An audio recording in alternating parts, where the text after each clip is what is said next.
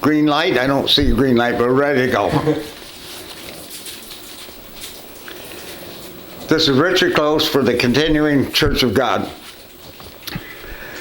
Many of us have read, and probably several times, Matthew 11 and verse 30 at some point in our lives. Matthew chapter 11, verse 30. Jesus says, "My yoke is easy and my burden is light." What did Jesus mean when he said that?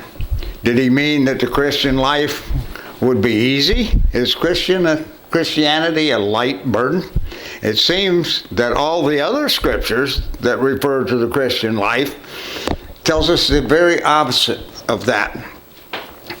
And that the Christian life will be filled with trials, with difficulties, and with persecution. So how are we to understand Matthew 11 and verse 30? Consider the following statements by Jesus Christ. "These things I have spoken to you, that in me you might have peace. But in the world you shall have tribulation. But be of good cheer. I have overcome the world." Jesus Christ, recorded in John 16, verse 33. Tribulation is not something that we would think of as easy or light. Similarly, then Jesus said to his disciples, "If any man come after me, let him deny himself, take up his cross, and follow me." Matthew 16, verse 24. To deny ourselves is not easy. And that taking up our cross, a symbol for extremely cruel form of punishment, is certainly not a light burden. Consider also, "A man's foes shall be they of his own household. He that loves father or mother more than me is not worthy of me.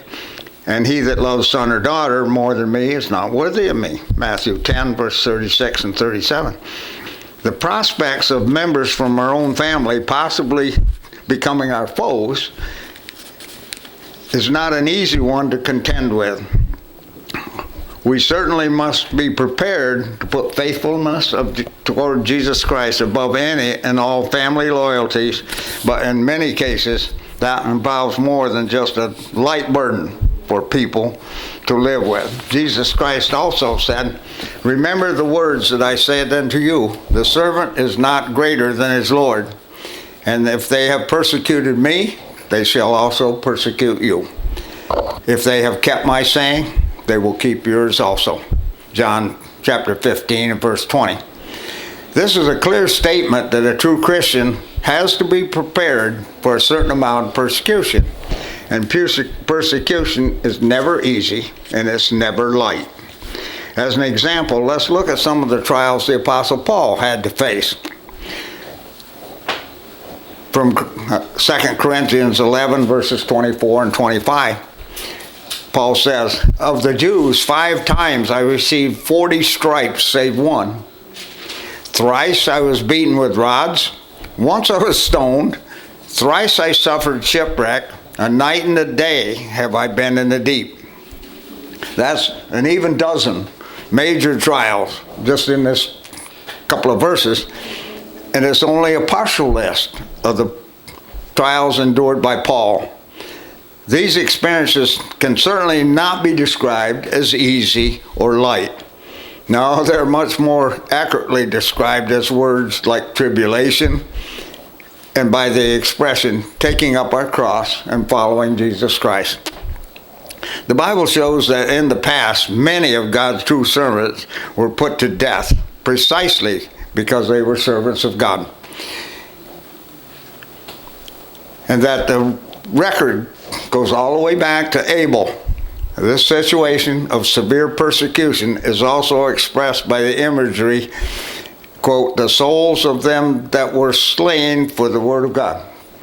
In Revelation 6 and verse 9, there's nothing easy or light about having to die for our commitment to God. So once again, what did Jesus Christ really mean when he said, my yoke is easy and my burden is light? Or did Christ actually say something certainly different, and that we are simply dealing with one more mistranslation? Let's take a closer look at the verse. Different translations of the Bible. I've checked many translations, and all of them either use the exact same words as the King James Version, or they at least use very similar words which convey the same picture, that Jesus Christ's yoke is easy and his burden is light. I've not seen a single English language translation that in any way presents a different meaning to this particular verse. So let's take a look at the Greek text for this verse.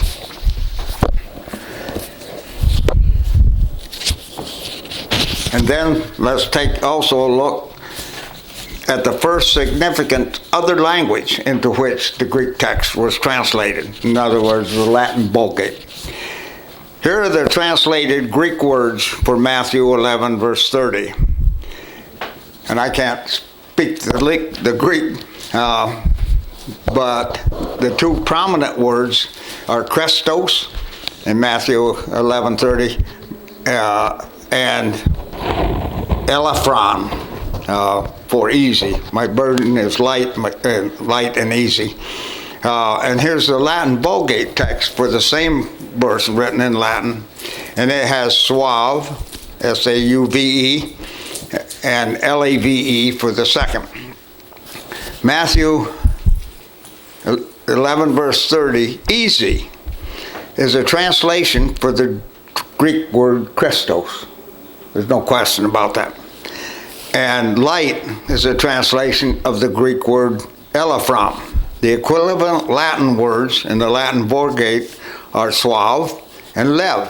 So we have the following situation. The Greek word Christos is translated as suave into Latin and as easy into English. And the Greek word elephron is translated lev in the Latin and light into English. So it looks like it lines right up. Before looking at the meanings of these two Greek words translated, let's first look at the meanings of the two Latin words which the Greek text first translated. The Latin word S-A-U-V-I-S, suavis, suave in the text, means agreeable, pleasant, gratifying, sweet. We might include easy in that meaning, because all of these words refer to something that is easy to accept, and easy is a fair translation of the Latin word suavis. The Latin word levis, or lev in the text, means light. In other words, not heavy, fickle, smooth, trivial, polished, capricious. So light is also an acceptable translation for the Latin word lev. So what this means in plain language is this. Our English text says, my yoke is easy and my burden is light. It's a fairly acceptable translation of the Latin Vulgate for the text of Matthew 11:30. Or to state this in a different way, our English translation of Matthew 11:30 can readily be traced back to the Latin Vulgate text. So it doesn't look like there's a problem developing. But the Latin text is not the criteria for what Jesus Christ was saying in the verse. The criterion for what Jesus Christ actually said is in the Greek text, and not the Latin translation of the Greek text. So let's take a look at the Greek text for this verse.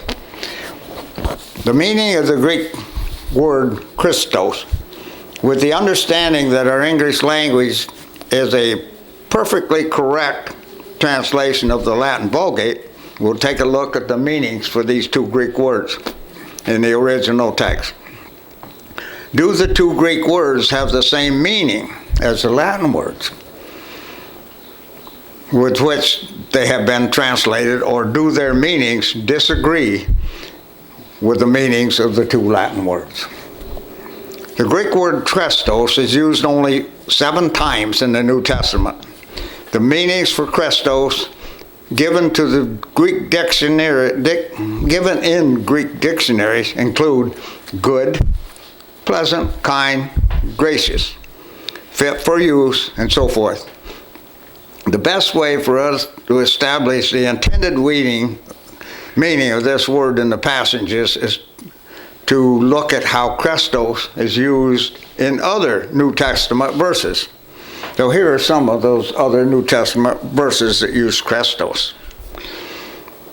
No man, having drunk old wine, straightway desires new, for he says, the old is better. The old is Christos. Luke 5, verse 39. The context here tells us that better is a better translation than easy. You wouldn't say the old wine is easy. No, the old wine is better. The statement is a comparison between 2 different wines, and therefore a comparative statement is called for. It would be incongruous to translate the old as easy. That just doesn't make sense.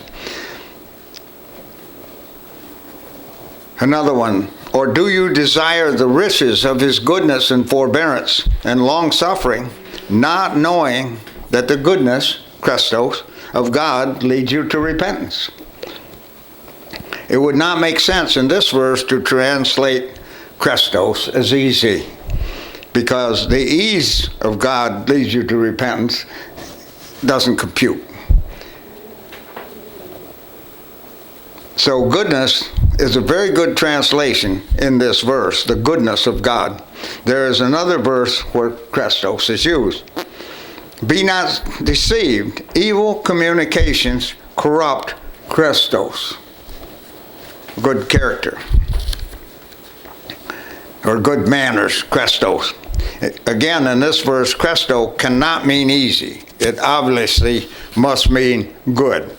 So let's look at one more verse. If so be that you have tasted that the Lord is gracious, Christos again.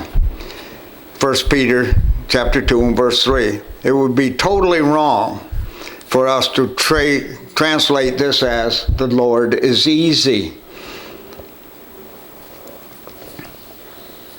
And gracious is a very suitable alternative rendering. So here's the point.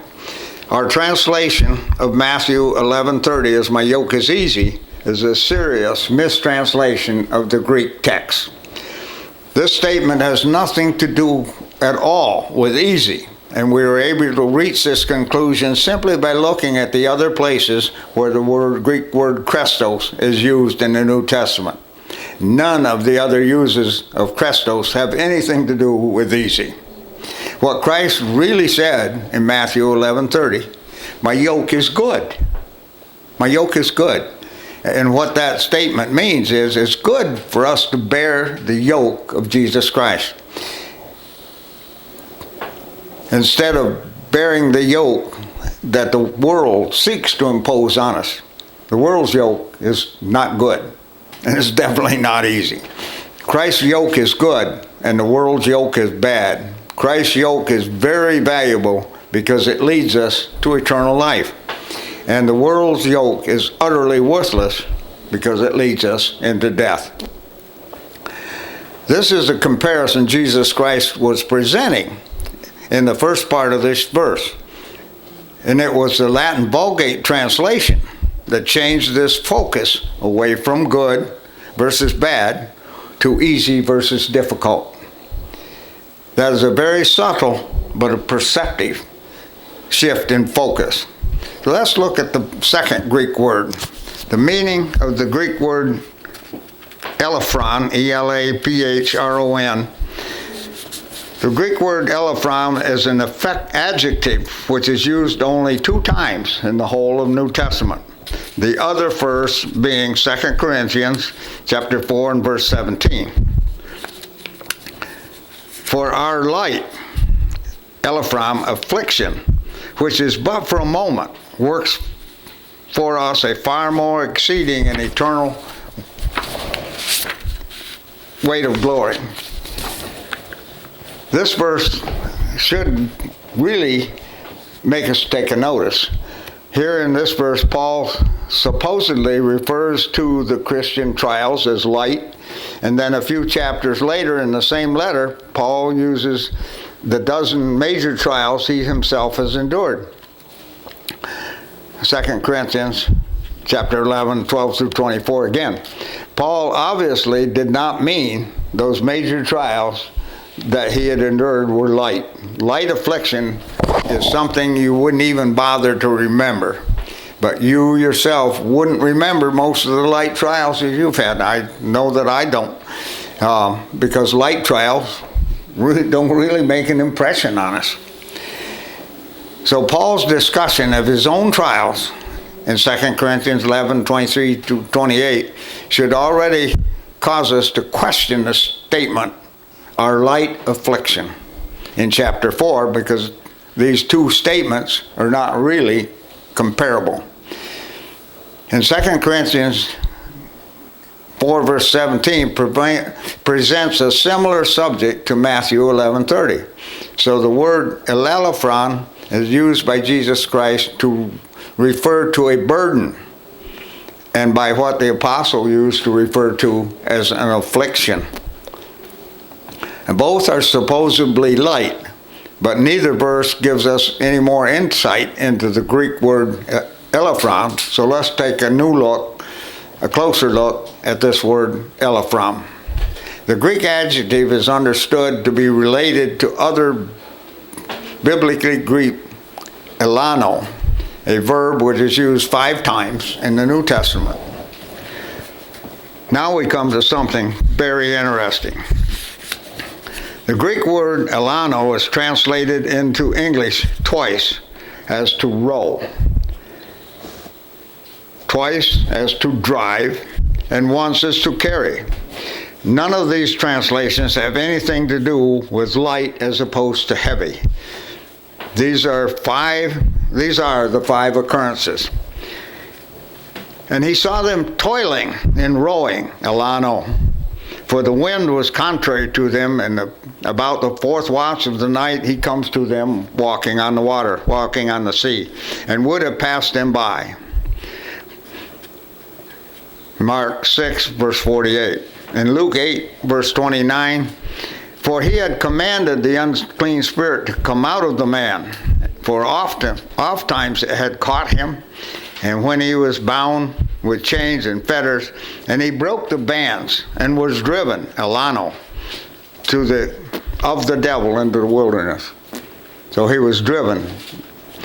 So they had rowed.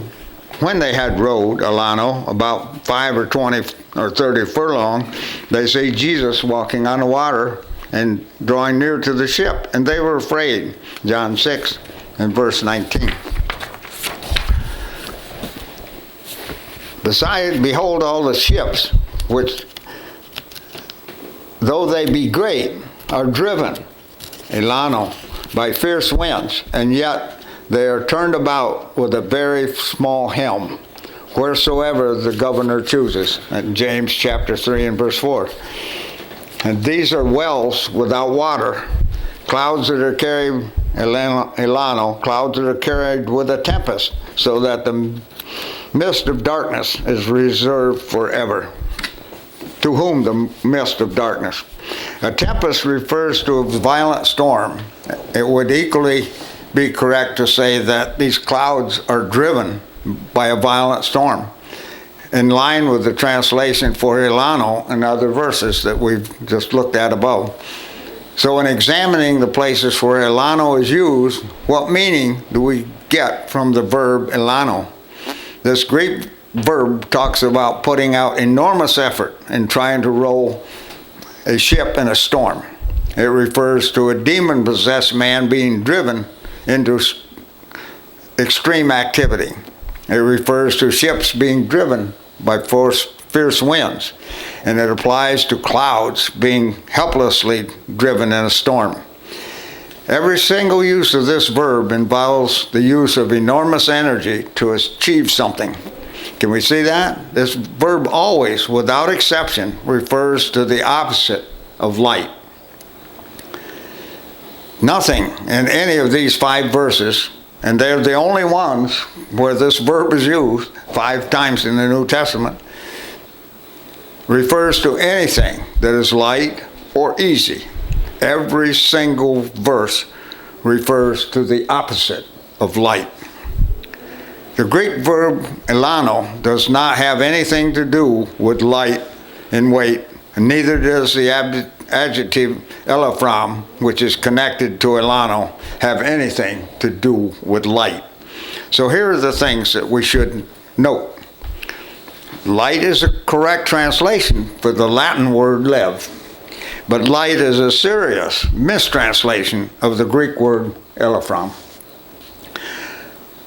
That is what the uses of the verb elano clearly show, and a serious examination of all the uses of elano should have made this equally clear to all the translators of the New Testament. But the translators were influenced by the improper Latin translation instead. When they put out the Latin version of the Bible, that was early on, the very first. And I don't remember the guy's name, but he was the leader of the Catholic Church, and he commissioned Jerome about 300 or 400 AD to look at all of the best Greek texts that there were and translate them and update the Latin that the Bible was written in.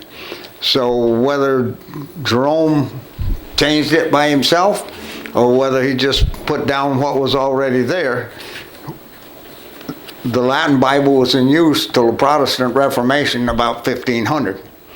And everybody was familiar with the Latin Vulgate translation. And when they started translating it into English and Greek, or French and German and all that, they were greatly influenced by the Latin Vulgate. Jesus Christ did not refer to the Christian life as a light burden. And neither did the Apostle Peter refer to the Christian life as a light affliction.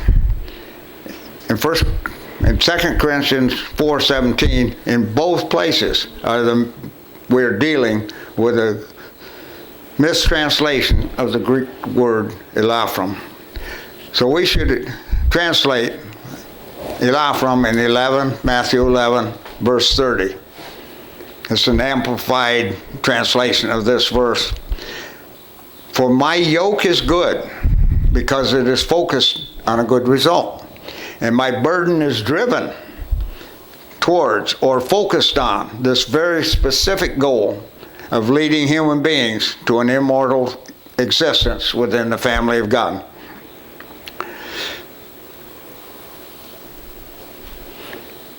Later, I will have something to say about the word "and" in this verse, but that doesn't concern us at this stage.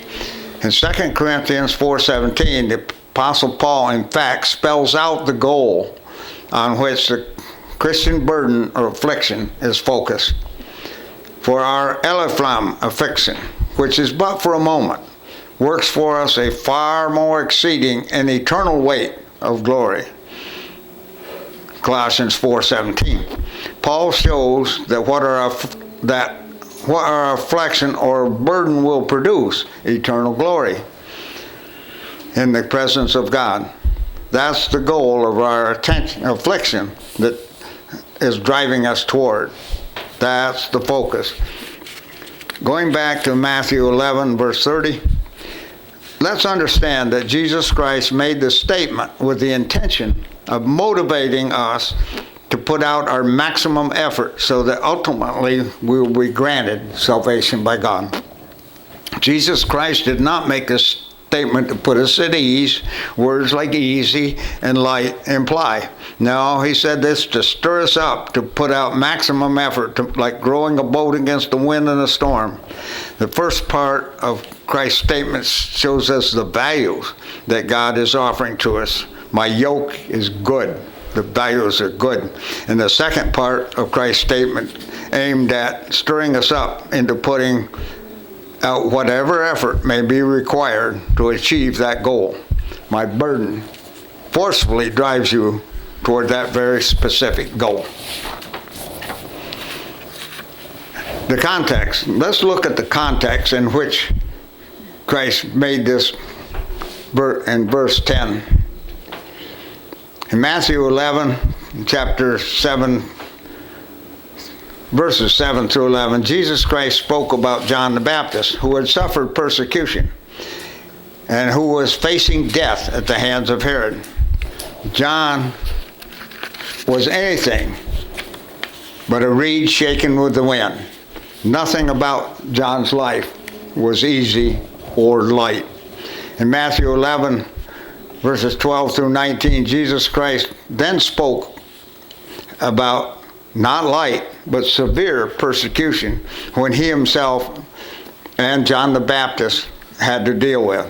Matthew 11, 20 through 24, Christ presented a certain degree of condemnation for the cities that had rejected his ministry and which cities had dismissed the witness that they had received from Jesus Christ. Then in Matthew 11, verse 25 to 27, Jesus referred to those who are called by God and to be in God's church. The verses in 28 through 30, Jesus Christ then spoke directly to those who have been called by God the Father. And the very first statement about those who are called by God is an acknowledgement of the burden and the stress that this calling brings with it. Come unto me, all you that labor and are heavy laden, and I will give you rest. Matthew 11, verse 28. Who is Jesus Christ speaking to in this verse? The whole world? No, of course not. After all, Jesus Christ also said clearly, no man can come to me except it be given of him of my Father. John chapter 6 and verse 65. So in Matthew 11, 28, Jesus Christ was saying to those who have been called by God the Father, and to no one else, come to me. He didn't say everybody come to me. He's calling the people that the Father had brought to him. And in those who have been called by God, who labor and are heavy laden, these are the people who have made a commitment to God, and as a result, they are heavy laden. So this is in full agreement with the scriptures we looked at earlier in Matthew 10, verse 36 and 37. Matthew 16, 24, John 15, 20, John 16, 33, and so on. Scriptures that predict severe persecution and trials and difficulties for a true Christian. Matthew 11:28 is not addressed to the world. It's addressed to those who come into God's church. And it's an acknowledgement that they are already carrying a heavy load. It doesn't make any sense that two verses later, Christ supposedly says that their burden is somehow light. Can we see that it doesn't make sense if people who are already carrying a heavy load, verse 28, because of having made a commitment to God, that they take Christ's yoke upon them, verse 29, and then somehow, end result is a light yoke. It just doesn't work. Verse 29, take my yoke upon you and learn of me, for I am meek and lowly at heart, and you shall find rest for your souls. Jesus Christ clearly tells us that to take a yoke upon ourselves. And by definition, a yoke is always a burden. When used figuratively, a yoke is always a reference to some additional burden. So if something is not a burden, then it is also not a yoke. So very clearly, Christ was telling us here that we are to take his burden upon ourselves. This is also acknowledged in the second part of the statement. The point is that Jesus Christ then said, my yoke is good. He did not say, my yoke is easy. There is nothing in Jesus Christ's statement to suggest easy. In this statement, Jesus Christ was using words that are more or less synonymous. The word yoke and burden both refer to the same thing, a burden which we accept to carry, because that will require a lot of effort on our part to cope with, not something that is light or no trouble at all. The Greek word for and, going back to that, in Matthew 11:30, the two statements are joined by the word and. And here's the text again. And my yoke is easy, and my burden is light. The Greek word translated and is kai, K-A-I. Now, kai is a conjunction that is used over 9,200 times in the New Testament. It's translated 8,173 times as and there's no question that the primary meaning of kai is and. This is certain. But kai is also used more than 1,000 times, translated by words other than and. So without question, kai has some other meanings and other messages to send. One of the other words which kai is also translated in the New Testament is but. In fact, there are 42 places where kai is translated as but. Appropriately as but, and we'll look at a few samples shortly. There is nothing grammatically that tells the translator, here you must use kai as and there you must translate kai as but. That decision to translate kai as either and or but is based totally and exclusively on the translator's understanding of the whole context within which kai is used. If the translator understands the connection, that the context one way, then he will translate and if he understands the context another way, he will translate it as but. Or other words like also, even, then, likewise, and so forth. All of these words, but, also, even, then, likewise, are in certain contexts very appropriate translations into English of the Greek word kai. Now for us in English, the differences between and or but is this. The conjunction and joins items of the same class or value. Things joined by and typically have something in common and they go together. The conjunction but, on the other hand, presents a contrast. Let's look at, in English we expect some kind of contrast or something that is contrary when we see the word but. Now let's look at two places where kai is appropriately translated as but. Therefore Herodias had a quarrel against him and would have killed him, but she could not. Mark chapter 6 and verse 19. And they sought to lay hold on him, but kai, they feared the people, for they knew that he had spoken the parable against them, the Pharisees, and they left him and went on their way. So it's obvious that the Pharisees sought to lay their hands on Jesus Christ, but they could not. So here's the point. In Matthew 11, chapter 30, verse 30, chapter 11, verse 30, Jesus Christ was making a contrast with his two statements. And the contrast becomes clear when we understand the first statement correctly. Jesus Christ did not say, my yoke is easy and my burden is light. What Jesus Christ really said, my yoke is good, but my burden requires your maximum effort to achieve, because my burden drives you towards a specific goal. So in simplified terms, Jesus Christ was saying, I will not put a yoke on you I will not put a yoke on you. What I will put on you is good, but what you will have to work hard, like trying to row your boat into a strong storm. So in conclusion, our English translation is based completely on a misleading Latin Vulgate translation of the Greek text for Matthew 11, verse 30. Our translation does not give us a faithful rendering of the actual Greek text. Thus, our English text presents a very misleading picture. It starts out with changing God's focus of good versus bad to the Latin focus of easy versus difficult.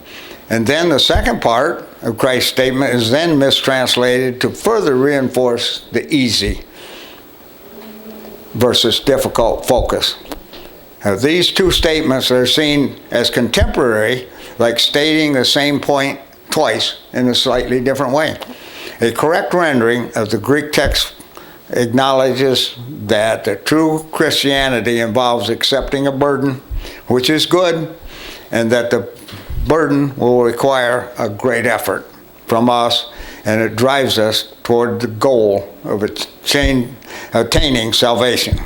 This is in agreement with every other statement regarding the Christian calling, being one which involves trials and persecution and difficult challenges.